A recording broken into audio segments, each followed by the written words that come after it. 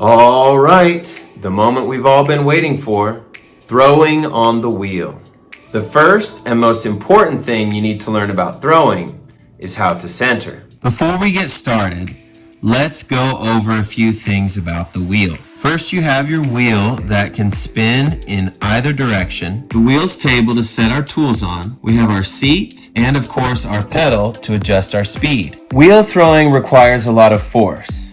Adjust your seat so you're sitting above the clay so you can put downward pressure on it. Underneath the wheel on the right-hand side is the power button and the lever that switches the direction the wheel will spin. When the wheel is on, the button glows orange. If you're right-handed, flip the switch down so that your wheel will spin to the left. If you're left-handed, flip the switch up so that your wheel will spin to the right. If the switch is in between up and down, it's in neutral. The wheel will not spin while in neutral. We're going to need a clean water bucket, halfway filled with water, and a sponge. The tools that I always make sure that I have are a wooden cutting tool, a wooden rib, a metal rib for smoothing, a needle tool, a piece of plastic, and a wire tool.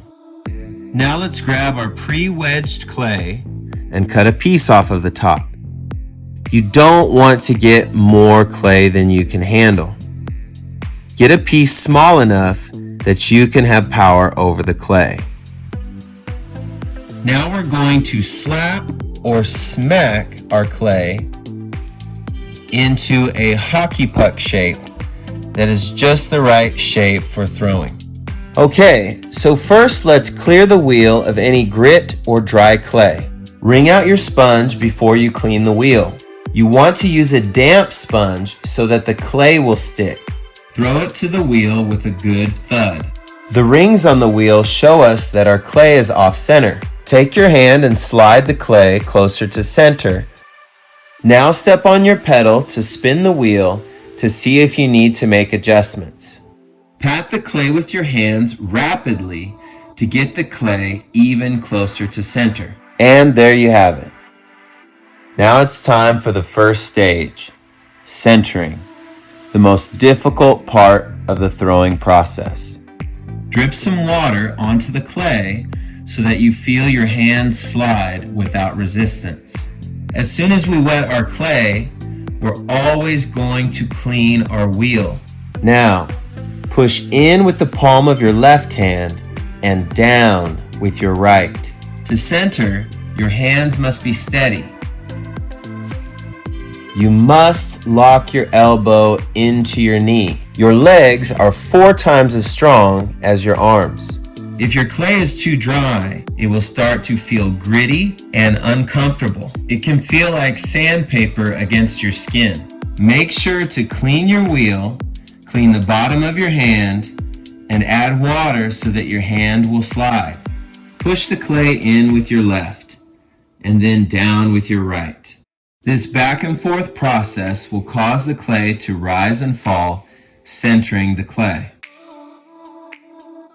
We may have centered the outside of the clay, but the inside of the clay can still be off center.